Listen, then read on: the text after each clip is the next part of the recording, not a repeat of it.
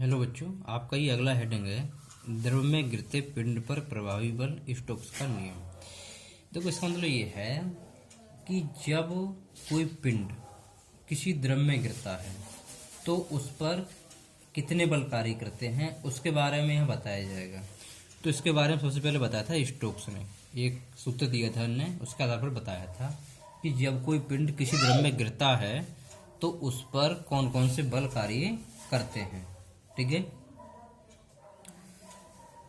तो ये बताया था स्टोक्स ने कि जब कोई पिंड किसी द्रव में गिरता है तो उस पर दो बल कार्य करते हैं। ठीक है, किसी द्रव में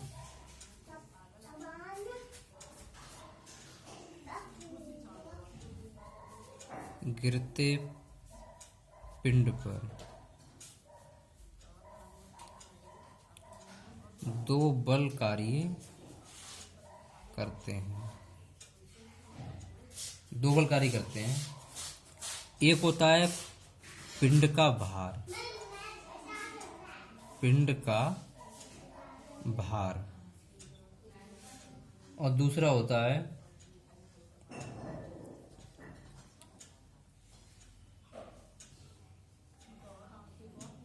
द्रव के द्वारा पिंड पर उत्प्लावन बल।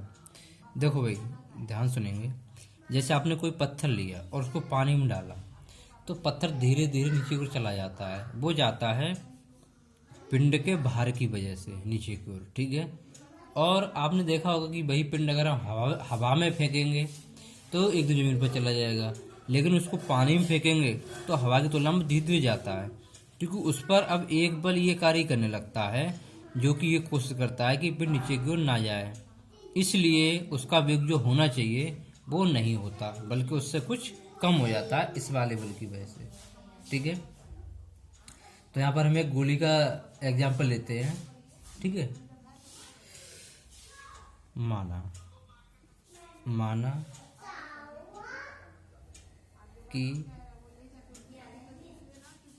एक शीशे की गोली है, एक शीशे की गोली है जिसका आयतन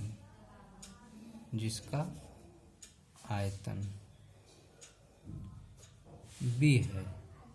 इसका आयतन कितना है? b, तथा घनत्व, तथा उसका घनत्व जानते हैं, घनत्व होता है द्रव्यमान बटे आयतन। घनत्व रो है, इसे कहते हैं रो है। तब गोली का द्रव्यमान,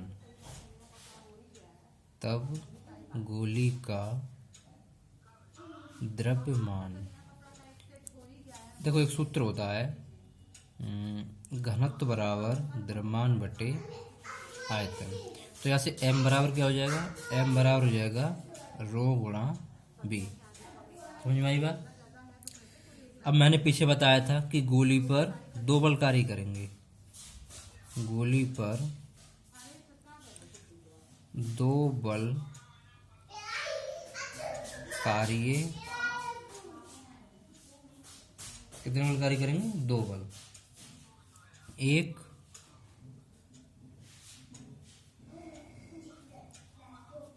गोली का भार क्या होता है? mg। तो m की जगह पर रो भी लगा देंगे तो ये हो जाएगा रो गुणा b गुणा g, ये हो जाएगा। दूसरा होगा जल का उत्प्लावन बल, जल का उत्प्लावन बल बराबर, देखो बल और भार एक ही बात होती है। ठीक है, तो वो हो जाएगा आयतन गुणा घनत्व गुणा जी। देखो, ये हमने यहाँ पर गोली का घनत्व माना था रो, और यहाँ जल का घनत्व माना है हमने सिग्मा। ठीक है, लिख देते हैं जहां, इसे कहते हैं सिग्मा, जहां सिग्मा जल का घनत्व है, जल का घनत्व है। इस प्रकार अब देखो, गोली जब हमने द्रव में डाली है तो तैरेगी तो नहीं, वो नीचे गिर जाएगी। इस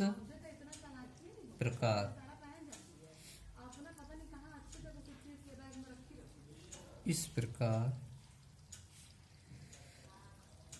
गोली पर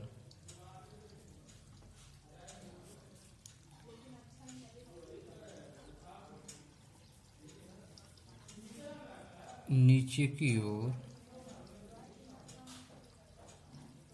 लगने वाला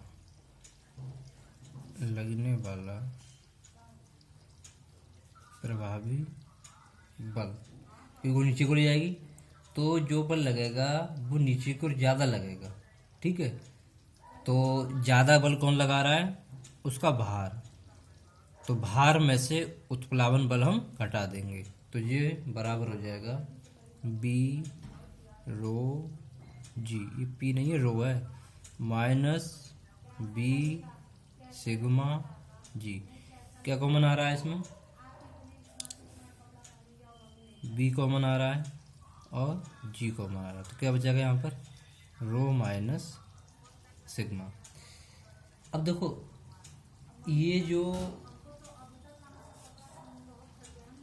प्रभावी बल आ गया, ये बल ये कह रहा है कि अगर इसका मान ज़्यादा होगा, यानी गोली का घनत्व ज़्यादा होगा, तो गोली जाएगी नीचे की ओर, और अगर गोली का घन जल के घनत्व से कम हो जाएगा, सपोज करो सिग्मा का मान ज़्यादा हो गया इससे, तो ये वाला जो फार्मूला हो जाएगा माइनस का हो जाएगा, तो ये कहेगा कि गोली नीचे को ना जाके गोली जाएगी ऊपर की ओर। जैसे कोई हवा का बुलबुला होता है पानी के अंदर, वो नीचे को नहीं जाता बल्कि वो ऊपर की ओर आता है। समझ में आई बात।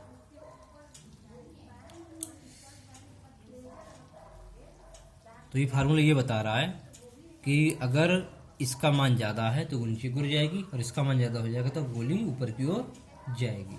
ठीक है, तो कहने मतलब ये हो गया कि जिसकी श्यानता ज़्यादा होगी, जिसकी श्यानता ज़्यादा होगी तो वो उतनी धीरे धीरे जाएगी, और श्यानता अगर बहुत कम है तो गोली जल्दी से जाएगी। ठीक है, तो अब ये प्रभावी बल हो गया, और स्टोक्स का नियम देखते हैं क्या है। स्टोक्स ने यह सिद्ध किया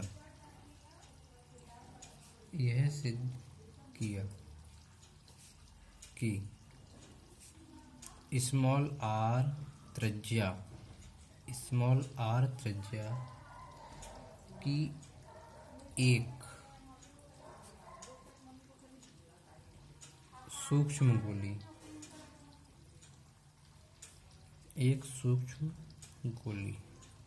एक छोटी गोली है जिसकी त्रिज्या है स्मॉल आर, छोटी गोली किसी द्रव में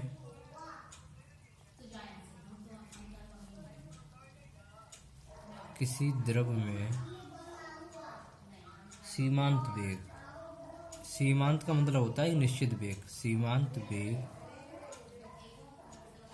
b से गति करे तो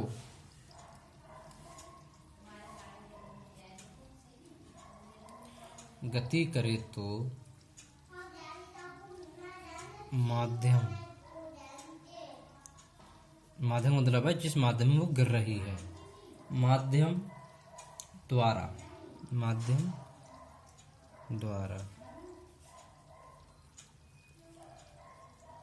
गोली पर आरोपित बल F बराबर 6 पाई ईटा RB होता है, इसे कहते हैं हम श्यान बल। ये क्या करेगा, इसकी वजह से गोली क्या करेगी, एक निश्चित व्यक्ति नीचे की ओर गिरेगी। ठीक है,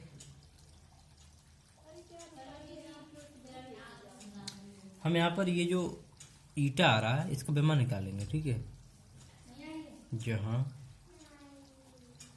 ईटा एक नियतांक है जिसे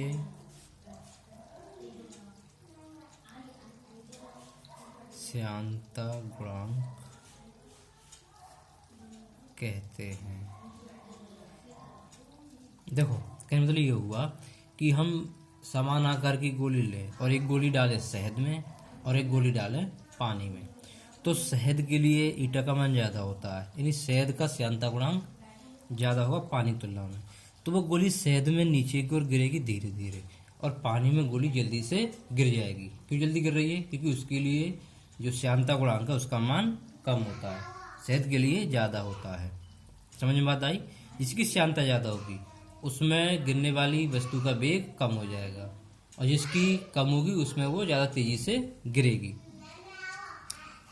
तो यहाँ से मैं ईटा का विमा निकालूंगा, तो ये है F बराबर 6 पाई ईटा आर बी। ईटा बराबर क्या हो जाएगा यहाँ से, F बटे 6 पाई आर बी। अब देखो 6 पाई तो कांस्टेंट है, इसका कोई विमा कांस्टेंट होता है, इसका कोई विमा नहीं होता। तो F का विमा क्या होता है, MLT माइनस, तो R होती है दूरी त्रिज्या, तो विमा क्या होती है इसकी L, और बेक विमा क्या होती है, बेक विमा होती है LT माइनस 1। तो नीचे क्या हो रहा है, ये L स्क्वायर हो रहा है, L से L या फिर एक L से एक L काट दो। अब देखो M ऐसे लिख दिया मैंने ऊपर वाला। ठीक है, अब ये L में ऊपर लेके गया, नीचे घात थी प्लस की एक, ऊपर जाके होगी माइनस की एक, और नीचे T की घात प्लस की एक है, ऊपर जाके हो जाएगी ये माइनस प्लस की एक, नीचे माइनस की एक ऊपर जाएगी तो प्लस की एक, और पहले से ऊपर है माइनस की 2, तो 2 में से एक घटाओगे तो क्या बचेगा माइनस का 1। ये इसकी विमा आ गई। ठीक है, तो ये आप लोग यहाँ तक नोट करेंगे। और अगला हेडिंग है इसका सीमांत वेग की गणना, इम्पोर्टेंट है ये, सीमांत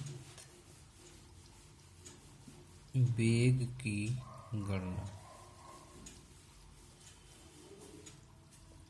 देखो आप लोगों को ये बात समझ में आ गई होगी अब कि अगर क्या कहते हैं गोली का जो घनत्व है वो द्रव के घनत्व से ज़्यादा हो तो गोली नीचे की ओर गिरेगी। ठीक है, और अगर वो कम हो जाएगा तो नीचे की ओर ना गिर के वो बल्कि ऊपर की ओर जाएगी। ठीक है, तो हम निकालेंगे सीमांत वेग की गणना। अब हम देखते हैं कि कोई गोली है भाई एक, ठीक है, मैंने एक ये गोली बना दी इस तरीके से, अब ये किसी द्रव में गिर रही है।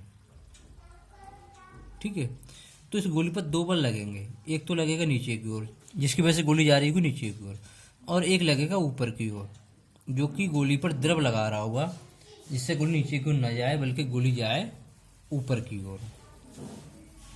समझ में आ रही बात, ऊपर की ओर। तो 2 बल कार्य करेंगे, जो ऊपर की ओर बल कार्य करेगा वो होगा ये वाला 6 पाई ईटा आर बी, और नीचे की ओर जो कार्य करेगा वो इसका भार होगा एम जी, या उसको प्रभावी बल भी कह सकते हैं। क्या होगा वो, प्रभावी बल, या उसका भार एम जी। जैसे हमने ऊपर प्रभावी बल निकाला था ये रो जी, ये वाला ये कार्य करेगा उस पर नीचे की ओर। समझ में आ रही बात, नीचे की ओर कार्य करेगा। तो यहाँ लिख देंगे हम बी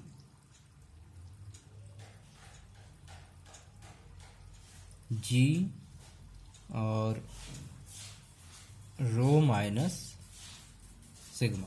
समझ में आई। अब देखो गोली है वो हम मान लेते हैं आर त्रिज्या की है। ठीक है, लिख देते हैं माना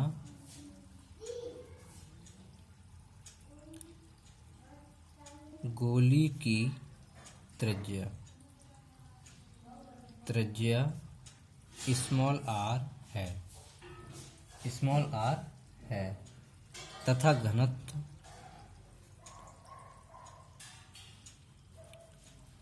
घनत्व क्या है उसका, रो, तथा घनत्व रो है।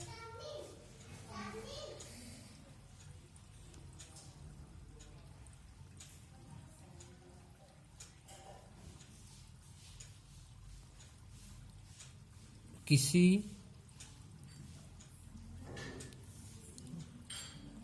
सिग्मा घनत्व वाले द्रव में गिर रही है,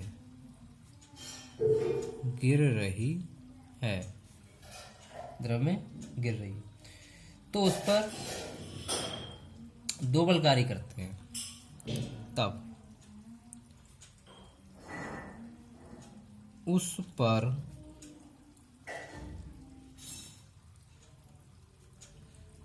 दो बल कार्य करेंगे। अब देखो यहाँ पर जो B है वो क्या है, आयतन है, तो गोले का आयतन, इसका आयतन ही गोले का आयतन, सूत्र क्या होता है 4/3 पाई r क्यूब, ये सूत्र होता है आयतन का। तो त्रिज्या अगर r है तो r क्यूब हो जाएगा, तो जहाँ जो B आ रहा है इसकी जगह हम ये वाला मान यूज करेंगे, ठीक है। तो नीचे को और कार्य करने वाला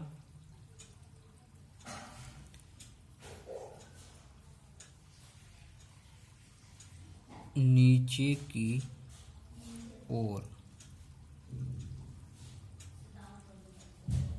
कार्य करने वाला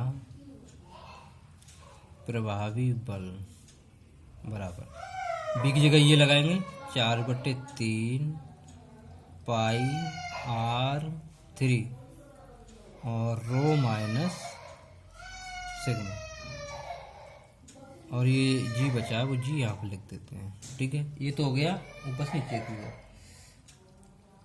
अब ऊपर की ओर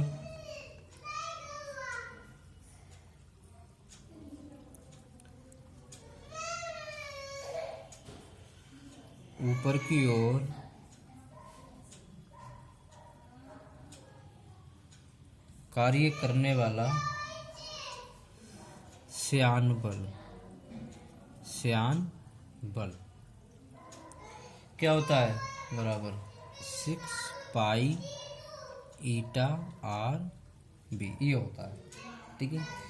अब भाई गोली गिर रही है नीचे की ओर, ठीक है, और नीचे की ओर गिर रही है, वो एक समान वेग से गिर रही है, तो उस गोली में कोई भी त्वरण नहीं होगा, ठीक है।